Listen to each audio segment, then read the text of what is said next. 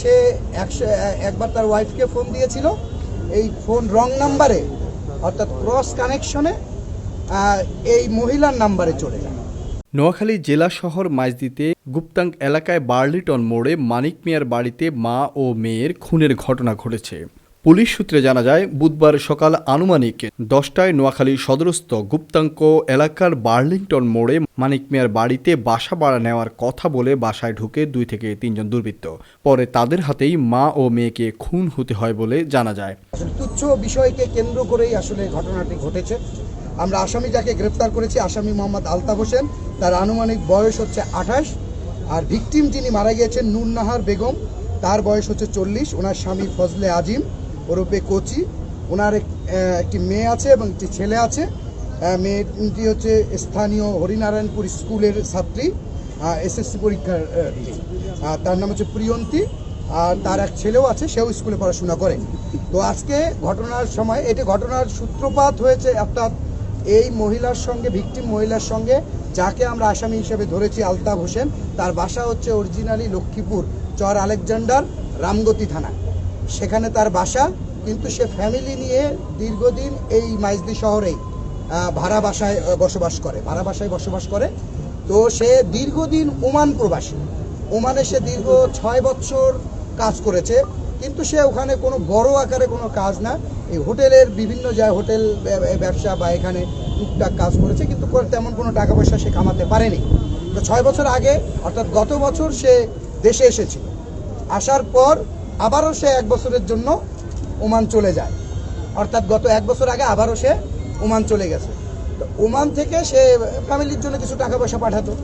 ওর family যেহেতু মাইজদীতে থাকে, তা তার মতে সে একবার তার ওয়াইফকে ফোন দিয়েছিল, এই ফোন রং নাম্বারে অর্থাৎ ক্রস কানেকশনে এই মহিলার নাম্বারে চলে যায়। তো মহিলার নাম্বারে চলে যাওয়ার পর সে দুজনের মাঝে পরিচয় হয়, কথাবার্তা হয়। উনিও নোয়াখালীর, ওনার ফ্যামিলি এখানে থাকে। এই বিভিন্ন কথাবার্তা 1-2 করে দীর্ঘ 4 মাস যাবত, 4 মাস আগে তাদের ক্রস কানেকশনে কথা হয় এবং দীর্ঘদিন হোয়াটসঅ্যাপে তাদের কথাবার্তা চলতে থাকে।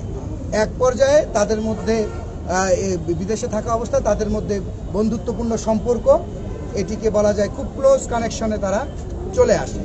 একটা পর্যায়ে যিনি ভিকটিম মারা গিয়েছেন উনি ওনাকে আশ্বস্ত করেন যে তুমি বিদেশে থেকে কি করবা, ওখানে তো টাকা পয়সাও কামাতে পারছো না, টাকা পয়সাও নাই, তুমি দেশে আসো, তুমি ওখানে যে কাজ করো সেই কাজ তো এখানেও করা যায়, তো এখানে আসলে তুমি আমার পাশাপাশি থাকবা, আমি তোমাকে ব্যবসায় হেল্প করবো। তা ও তখন বলছে যে আমার কিন্তু কোনো টাকা পয়সা নাই, তুমি যদি হেল্প করো তাহলে আমি সব ছেড়ে ছুড়ে বাংলাদেশে চলে আসবো, আর আমার কিছু জমানো টাকা আছে এটাও আমি নিয়ে আসবো, যতটুকু তুমি পারো আমরা হেল্প করলে আমি ব্যবসা করবো। তখনও মহিলা তাকে বলে যে ঠিক আছে তুমি চলে আসো, যা কিছু আছে সব নিয়ে চলে আসো। তো তার কথায় আশ্বস্ত হয়ে যাও, এই ঘটনা দীর্ঘ 6 মাসের কথাবার্তা, এটা তো একদিনে বললে শেষ হবে না। এই কথাবার্তা এক পর্যায়ে সে বায়াস হয়ে যায় এবং তার কথায় বিশ্বাস করে সে ওমানের ভিসা ক্যান্সেল করে, পাসপোর্টটা আছে, পাসপোর্টটা নেই, পাসপোর্টও আমরা জব্দ করেছি। সে যে 8 তারিখে দেশে এসেছে ওমান থেকে, সেই পাসপোর্টে তার সিল আছে যে দেশে সে এক্সিট করছে এই মাসে 8ই জুন সে এসেছে এবং ওমানের ভিসা ক্যান্সেল করে সে দেশে আসে। দেশে আসার পরে সে তার নিজের ফ্যামিলিকেও জানায়, কারণ তার মনেও একটা অসৎ উদ্দেশ্য ছিল। সেই অসৎ উদ্দেশ্য চরিতার্থ করার জন্য সে সময় খুঁজতেছিল এবং অসৎ উদ্দেশ্য, এবং এই মহিলা যেহেতু অনেক টাকা পয়সার লোভ দেখিয়েছে, সে মনে করছিল যে আমি আসলে ভালোবাসার টানে হোক বা প্রেমের সম্পর্কের কারণে হোক তাকে টাকা পয়সা দিয়ে দেবে, সে ব্যবসা বাণিজ্য করবে, তার ফ্যামিলি আছে এইটা সে জানাবে না, অথবা ওনার যে হাজব্যান্ড বা ছেলে সন্তান বা মেয়ে সন্তান আছে এটাও কিন্তু ওনার এই আসামিকে জানায়নি। তা সুতরাং তারা এইখানে তাদের সঙ্গে কথাবার্তা হবে, ওর টাকা নেবে, নিয়ে এসে ব্যবসা বাণিজ্য করবে, এখানে থাকবে, মেলামেশা করবে, এই হচ্ছে তার প্রাইমারি মূল টার্গেট ছিল।